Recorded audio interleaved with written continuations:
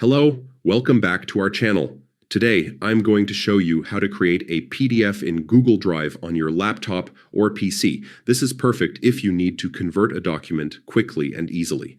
First, open your web browser and go to drive.google.com. Make sure you're logged into the Google account where your files are saved.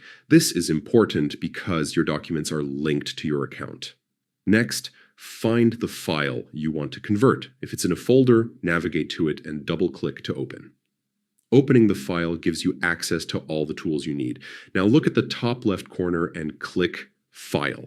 In the drop-down menu, hover over Download, then select PDF Document. This will start converting your document to PDF and downloading it to your computer. And that's it. Your file is now a PDF ready to share or save. This method works for Google Docs, Sheets, and Slides. Thanks for watching. Don't forget to like, share, and subscribe for more easy tutorials. Happy converting!